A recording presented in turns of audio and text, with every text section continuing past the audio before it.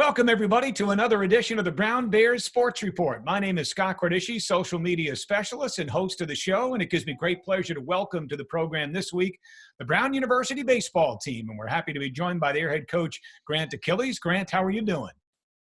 Doing all right now. Thanks, Scott. Well, thank you for joining us, Coach, and you've also brought three of your student athletes along with us for today's show. Senior infielder Rich Chufo is with us. Rich, how are you doing?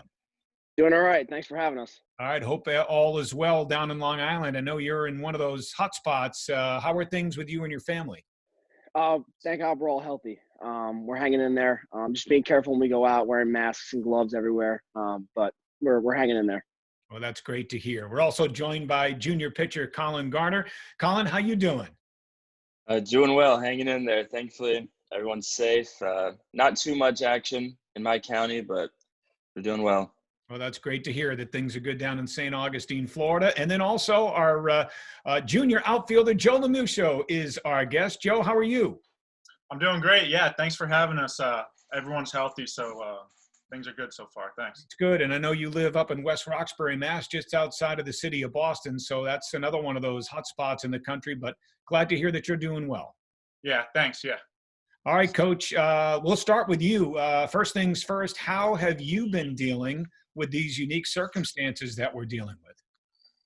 You know, it's uniquely challenging for everyone. And I feel fortunate to have kept my health and my wife as well. She's almost 36 weeks pregnant. So it's been eventful and certainly busier than I was anticipating, but been able to just stay on top of the administrative work and try to communicate as best as you can in a time where, you know, traditionally you're putting 10 to 12 hour work days in.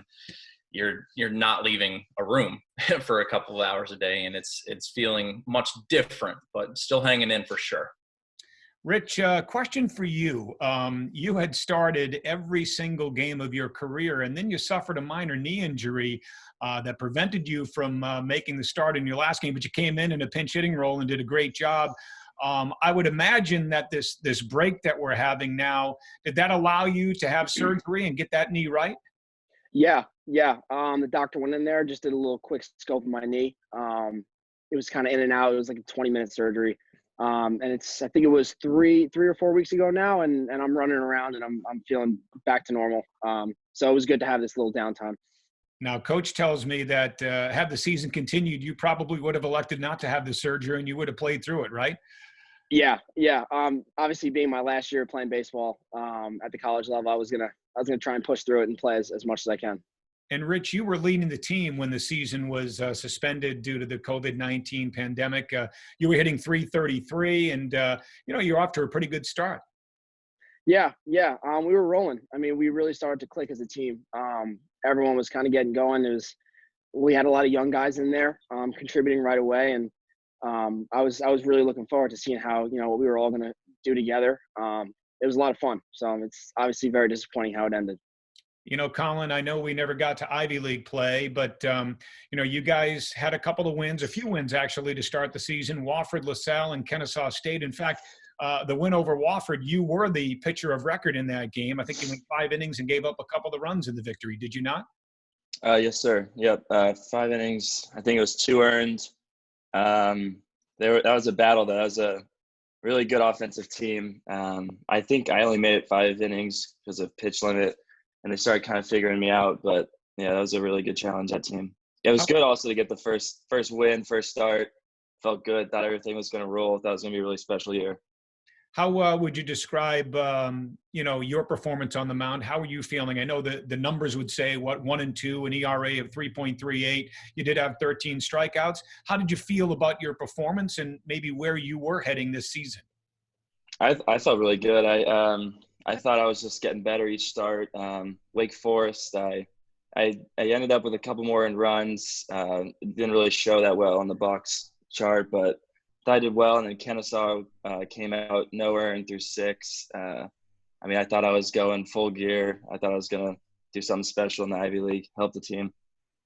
Joe, you were a first-team All-Ivy selection a year ago, and when the season abruptly came to a halt this year, you were batting .277. You had a 3-hit game in the opener against Presbyterian and then a home run at USC Upstate. Just talk to us a little bit about how things were going for you personally. Yeah, so personally, I didn't start it. Like, I had a really good first game, but I didn't start overall as well as I would have liked to.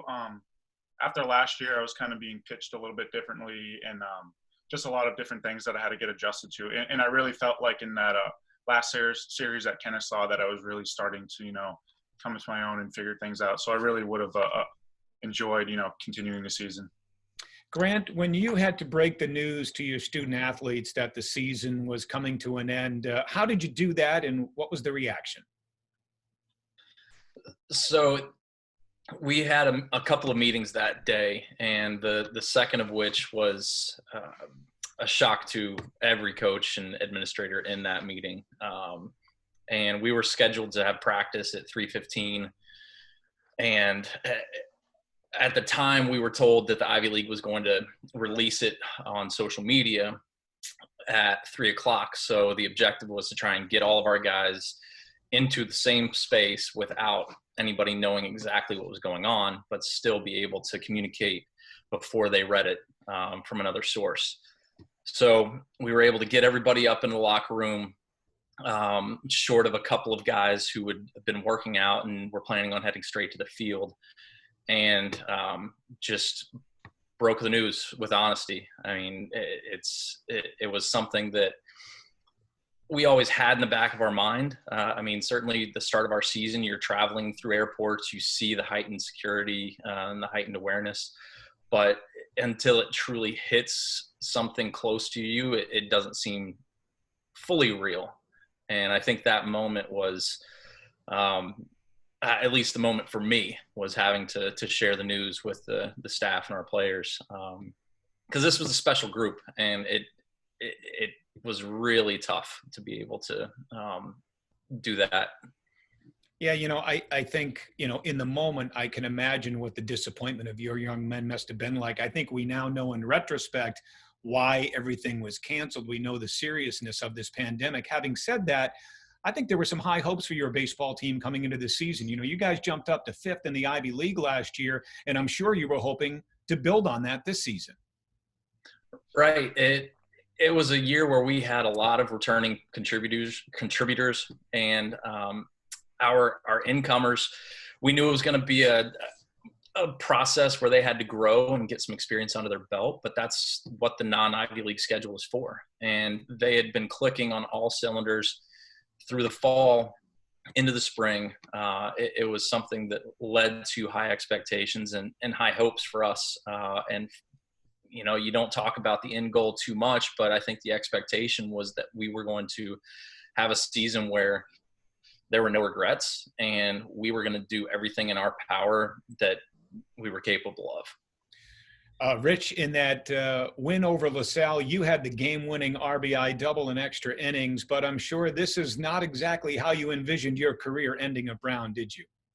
No, not at all. I was expecting to, just like the rest of our team, expecting to go play a great Ivy League conference play and go play for an Ivy League championship. That was all of our goal. We knew that we had the talent and the team to do it. But yeah, that was a cool little walk-off hit there. It's got caught up in the sun and dropped right in front of him. So it was a good celebration. Good memory. I understand you'll be playing baseball next year and continuing your education. Can you tell us where and when? Yeah. So I'll be playing at the University of Richmond next year. I'm going to start my master's program there. Just a great opportunity for me to go, continue to play and continue to play for as long as I can. That's the goal. So I'm really excited about it.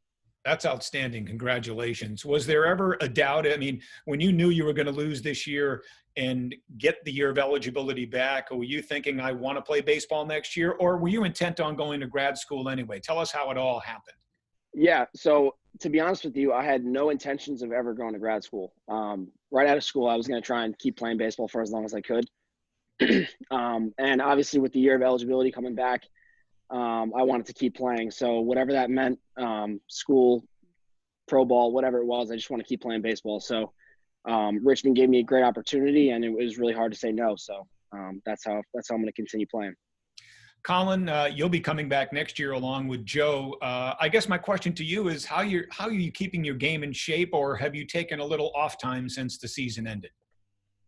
Yeah, so I guess I've officially kind of just been doing like the at-home workouts that our guy's been sending us, but like there isn't really much to do. I talked to my pitching coach routinely.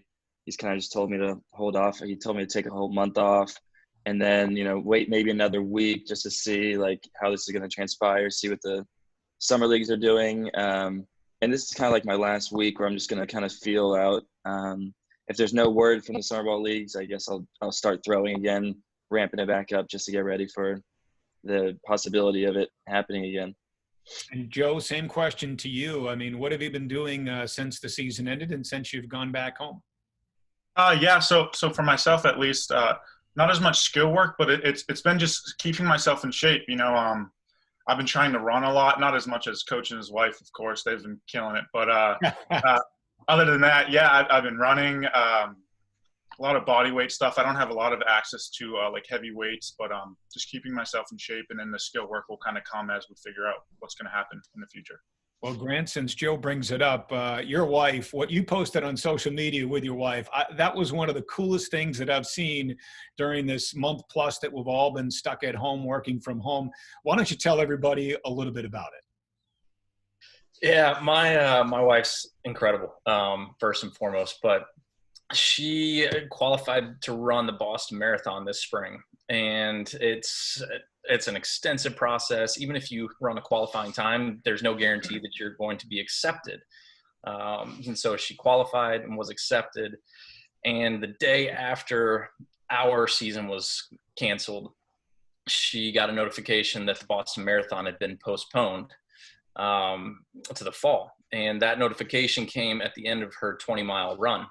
So a little bit of scuffling. Obviously, she still is able to register for the fall, but it was something that she had looked forward to doing while pregnant, and she had been training for it for 4.5, 5 months. So we talked, and I basically coordinated with some of our friends a couple of different 2-mile loops for her to run. And she ended up, it was about a week and a half ago now. She ran 26.2 miles in our neighborhood, stopping only for bathroom breaks and to wave to a list of just amazing friends who came out and supported her from a socially acceptable distance. And she ran her PR pregnant marathon.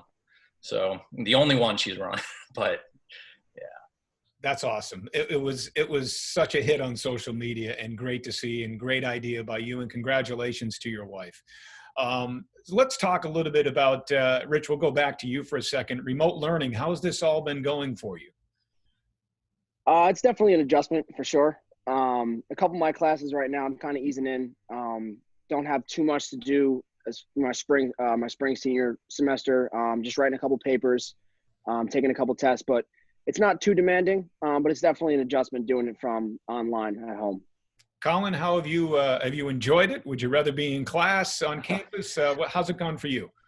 Yeah, I don't think I've enjoyed it. I'd definitely rather be in class. It just seems to make more sense to me when I'm there in the classroom. This is hard to get the motivation, I'd say, a lot of times, but it's something I just have to adjust to. But yeah. Joe, what do you miss most about being at Brown? Maybe it's the stadium right behind me, right? Yeah, besides the stadium, and playing baseball, it's just like I live with all the other juniors on the baseball team. So just kind of waking up, hanging out with the guys, doing kind of a lot of stuff together, going to get something to eat, going to class. It's just that kind of repetition of doing a lot of stuff with a lot of your friends on campus. So it's been tough, kind of isolated at home, but I look forward to getting back to it. Joe, have you guys kept in touch? I mean, teammates, are you guys Zooming? You're talking on the phone, texting? What are you guys doing to communicate? Yeah, we've done some Zoom calls, especially with Coach A. We go over a lot of the stuff that we kind of moving forward, what's going to happen. But then personally, like just texting, Snapchatting, just staying in contact with a lot of the kids on the team just to see what everyone's doing and how everyone else is dealing with the whole process. Coach Achilles, how are you and your staff dealing with the recruiting process? Is it a dead period right now? And, in terms of summer camps, is that something that you plan on having? Take us through the whole recruiting process now that things have changed here. So it is a dead period currently, which is completely understandable. I think the reality is we're going to have to adapt and adjust over the next however many weeks, months, and even possibly years for what recruiting looks like. We are still following as much as we can on social media. The biggest thing is maintaining the relationships that we already have. And a lot of that is both with players and with coaches. And as we look into the summer, we could project till we're blue in the face, but at the end of the day, we just need to be prepared to respond whenever the NCAA and Ivy League release their conjunctive decisions. I think as we talk about camps and clinics moving forward, again, the creativity that our staff is going to have to meet that decision with is something that I look forward to seeing, because I fortunately work with some of the best coaches in the country, in my opinion, and we are going to find a way to get it done within the restrictions and limitations, because when the NCAA makes its decision, everybody's going to start running events, camps, and there's going to be an added burden financially on families who have been hit hard by this crisis. So you want to do what's not only best for you, but what's going to be fiscally responsible for families to be able to take part in. Coach, you're finishing up your 6th season as head coach here at Brown, and it wasn't too long ago when we had some real tough winters, and you had a grass field at Murray Stadium, and you guys couldn't get out there sometimes until maybe early to mid-April. Now that you have the new Atanasio family field at Murray Stadium, the field turf, we had a mild winter. You guys, I'm sure, were able to get out there very early this year. How much has this new stadium helped you in terms of recruiting and just the team developing and preparing for each season? Well, Scott, it's been just a remarkable upgrade for us, and not only the practical ways of being able to get out there more. I think the fall, it's benefited us for sure in terms of being able to have consistent times with a lot of the wet weather that we get. But then the spring especially, we've been able to maintain a more consistent schedule with our players and to give them actual baseball time. As opposed to being in whether it's just a batting cage or on an indoor surface that's not replicating what you're going to compete upon. And so that's been just remarkable for our team currently. From the perspective of recruiting, it's changed the game for us in a lot of ways. It's just been a way that we can show other players across the country at the high school level that we are serious about baseball, which I think, right or wrong, that's something that a player looks at. They look at a couple of different things, and the facility is certainly a commitment that shows them how much we value baseball. Rich, what's your concentration at Brown? What will you be graduating with a degree in? And after you're done with grad school, what would you like to do when your baseball playing days are over with? Yeah, so right now at Brown, I'm studying economics, so I'll graduate with an economics concentration. And at Richmond, I'm going to be doing a master's of human resources management. So that's, I think, a good supplement to my economics degree. We'll see where that takes me. But after my baseball career is over, I think I want to get into something with sales. I actually had a job offered to work at a company called Meltwater in Manhattan. It's a social media sales company, which is pretty cool. But my dad has been in sales his entire life, and kind of that competitive nature of playing sports my whole life, and just that competitive edge in sales. I think that's kind of something I want to do. Colin, what's your concentration at Brown, and what are your plans, or what were your plans? Not sure if they've changed for this upcoming summer. So I'm concentrating in economics. And then I guess this summer I was going to be playing baseball in Martha's Vineyard in a New England Conference Baseball League. That was, before all this happened, but I think at the moment that's still the plan. I'm looking forward to it. I want to play on that island. Seems like it'd be a fun time. I haven't been there, so I haven't experienced a New England summer, but I was looking forward to it. Joe, how about you? What's your concentration at Brown, and what are your plans for the summer? Yeah, so right now I'm an economics concentrator. This summer, like Colin, I don't know how things are going to go, but I was planning on going down to the Cape Cod League. So like I was going to play in Harwich with the Harwich Mariners. I was going to be down there on a temporary contract and then kind of figure out things as that goes. But we don't know so far what's going to happen with summer baseball. So I'm kind of up in the air too.